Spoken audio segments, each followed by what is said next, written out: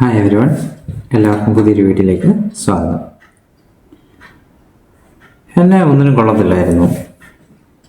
എൻ്റെ അധ്യാപകർ എന്നെക്കുറിച്ച് മോശമായിട്ടാണ് സംസാരിച്ചുകൊണ്ടിരുന്നത്. നീ ജീവിതത്തിലൊന്നും രക്ഷപ്പെടത്തില്ല എന്നാണ് പറഞ്ഞുകൊണ്ടിരുന്നത്. പക്ഷേ ഇന്ന് ഞാൻ ഈ ഒരു പൊസിഷനിലേക്ക് എത്തി എന്ന് പലരും പറഞ്ഞ് നിങ്ങൾ കേട്ടിട്ടുണ്ടാവും അല്ലേ? നല്ലതാണ്, അത് നിങ്ങളെ മോട്ടിവേറ്റ് ചെയ്യുമെന്നുണ്ടെങ്കിൽ അത് നല്ലതാണ്. പക്ഷേ ആ മോട്ടിവേഷനിൽ ഒരു അപകടമുണ്ട്. കുട്ടികൾ കേൾക്കുമ്പോൾ ആ മോട്ടിവേഷനിൽ വളരെ വലിയ ഒരു അപകടമുണ്ട്. അവർ ചിന്തിക്കുന്നൊരു കാര്യമുണ്ട്, ഞാൻ ഒന്നും തന്നെ ചെയ്യേണ്ട ആവശ്യമില്ല, ഒരു ദിവസം ഞാനും ഒരു വലിയ ആളായിട്ട് തീരും, ഞാനും എൻ്റെ ലൈഫിൽ വളരെ സക്സസ്ഫുൾ ആയുള്ള ഒരാളായിട്ട് തീരും. ഇത് പ്രോപ്പറായിട്ട് അവർ വർക്ക് ചെയ്തു പോവുകയാണെങ്കിൽ നല്ലൊരു മോട്ടിവേഷനാണ്. പക്ഷേ പലപ്പോഴും അതിന് വിപരീതമായാണ് സംഭവിക്കുന്നത്. ഒന്ന്, കുട്ടികൾ ചിന്തിക്കുന്നൊരു കാര്യമുണ്ട്, ഞാനൊന്നും വർക്ക് ചെയ്യേണ്ട കാര്യമില്ല, എന്നെ അധ്യാപകർ എന്നെ വഴക്ക് പറയുന്നു, എൻ്റെ മാതാപിതാക്കൾ വഴക്ക് പറയുന്നു, അവർ പറയുന്നു നീ ഒന്നും ചെയ്യുന്നില്ല, ഒരു കുഴപ്പമില്ല, ഭാവിയിൽ എനിക്കും ഇതുപോലെ ആയിത്തീരാൻ സാധിക്കും എന്ന് നല്ലൊരു ശതമാനം കുട്ടികളും വിചാരിക്കും. പക്ഷേ ചെയ്യേണ്ട സമയത്ത് ചെയ്യേണ്ട കാര്യങ്ങൾ ചെയ്ത് തന്നെ നമ്മൾ പോകണം. പഠിക്കേണ്ട സമയത്ത് തീർച്ചയായിട്ടും നമുക്ക് കഴിയുന്നത് പോലെ പഠിക്കണം. ഞാൻ ഒരിക്കലും പറയില്ല 100% മാർക്ക് വാങ്ങണമെന്ന്. പക്ഷേ നിങ്ങളുടെ കഴിവിൻ്റെ പരമാവധി തീർച്ചയായിട്ടും നിങ്ങളൊരു വിദ്യാർത്ഥിയായിരിക്കുമ്പോൾ ചെയ്യേണ്ടതായ കാര്യങ്ങൾ തീർച്ചയായിട്ടും ചെയ്തിരിക്കണം. ഒരു പക്ഷേ ഇങ്ങനെ ഒരു വേദിയിൽ പറഞ്ഞ വ്യക്തി അല്ലെങ്കിൽ ആ വ്യക്തിയെക്കുറിച്ച് ഒരു അധ്യാപകൻ പറഞ്ഞത്, തീർച്ചയായിട്ടും ഒരു അധ്യാപകരും അങ്ങനെ പറയാൻ പാടില്ല ഒരു കുട്ടി മോശമാണെന്നുള്ളത്. കാരണം എല്ലാ കുട്ടികളും യൂണീക്കാണ്, അവർക്കൊന്നല്ലെങ്കിൽ മറ്റൊരു കഴിവുണ്ടായിരിക്കും. ഒരു പക്ഷേ പണ്ടുള്ള അധ്യാപകർ ഒരു പക്ഷേ അങ്ങനെ പറഞ്ഞിട്ടുണ്ടാവാം.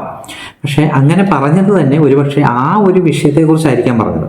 അല്ലെങ്കിൽ അദ്ദേഹത്തിൻ്റെ ക്ലാസ്സിൽ എന്തെങ്കിലും കുസൃതി കാണിച്ചപ്പോൾ പെട്ടെന്നുണ്ടായ ഒരു ശോകത്തിൽ പറഞ്ഞതായിരിക്കാം. എന്താണെങ്കിലും അത് ന്യായീകരിക്കത്തക്കതായ ഒരു കാരണമല്ല.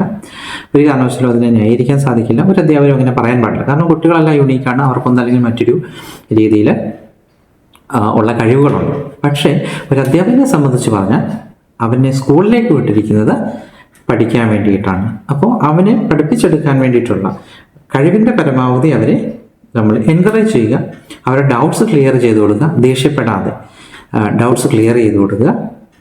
ഒരു കുട്ടിക്ക് വളരെ ഓപ്പണായിട്ട് ഡൗട്ട് ചോദിക്കാനുള്ളൊരു സാഹചര്യം ഉണ്ടാവണം. പേടിച്ച് കുറച്ച് അല്ലെങ്കിൽ ഡൗട്ട് ചോദിച്ചാൽ ഉറപ്പായിട്ടും അടി കിട്ടും. എക്സ്പ്ലെയിൻ ചെയ്യുന്നതിൻ്റെ ഇടയ്ക്ക് ചിലപ്പോൾ അടി വീഴാനുള്ള സാധ്യതയുണ്ട്. അങ്ങനെയൊക്കെയുള്ള പ്രശ്നങ്ങൾ ചിലപ്പോഴൊക്കെ ഉണ്ടാവാറുണ്ട്. അപ്പം അങ്ങനെയൊന്നുമില്ലാതെ പേടി കൂടാതെ ഡൗട്ട് ക്ലിയർ ചെയ്യാനായിട്ട് ഉള്ളൊരു സാഹചര്യം അധ്യാപകർ ഉണ്ടാക്കി കൊടുക്കണം. ഓക്കെ, എന്തുവാട്ടെ.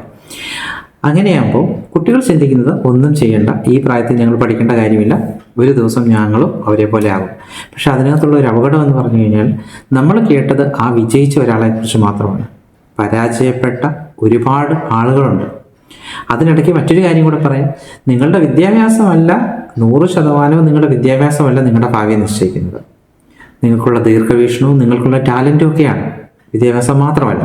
പക്ഷേ ചിലരെങ്കിലും ജീവിതത്തിൽ രക്ഷപ്പെടണമെന്നുണ്ടെങ്കിൽ, ചിലരെങ്കിലും ജീവിതത്തിൽ സക്സീഡ് ആവണമെന്നുണ്ടെങ്കിൽ വിദ്യാഭ്യാസം അവർക്ക് കൂടിയേ തീരും. വിദ്യാഭ്യാസത്തിലൂടെ രക്ഷപ്പെട്ട ഒരുപാട് ആളുകളുണ്ട്.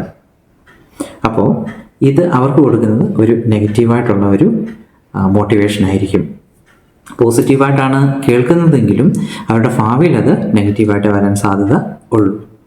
മറ്റൊന്ന്, അവർ ചിന്തിക്കുന്നത് ഈ പറഞ്ഞ വ്യക്തി ഒരു വർക്കും ചെയ്യാതെ വളരെ ഈസി ആയിട്ടങ്ങ് നല്ലൊരു നിലയിലേക്ക് എത്തിയതാണെന്ന്. വലിയ ഹാർഡ് വർക്കൊന്നും വേണ്ട, ലക്ക്, നമുക്ക് ലക്കുണ്ട്, അതൊക്കെ സംഭവിച്ചോളും എന്ന് ഒരു ചിന്ത.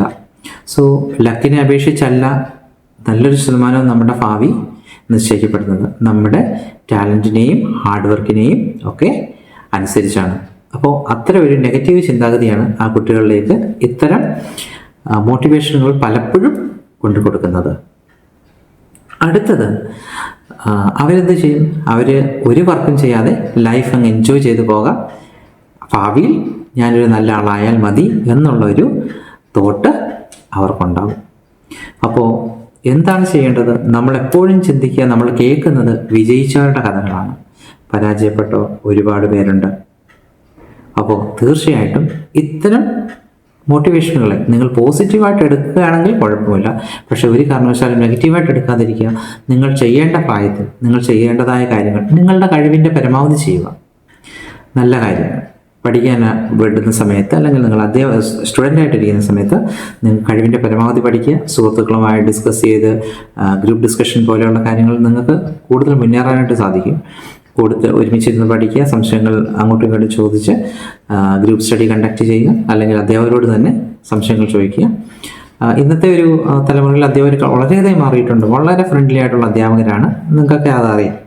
അപ്പോൾ അത്തരം സാഹചര്യങ്ങളൊക്കെ പ്രയോജനപ്പെടുത്തിക്കൊണ്ട് നെഗറ്റീവ് മോട്ടിവേഷനുകളൊക്കെ അവോയ്ഡ് ചെയ്തുകൊണ്ട് നിങ്ങൾക്ക് സക്സസ്ഫുൾ ആയുള്ള ഒരു ലൈഫ് ഉണ്ടാവട്ടെ എന്ന് ആശംസിക്കുന്നു. വീണ്ടും കാണും വരെ നന്ദി.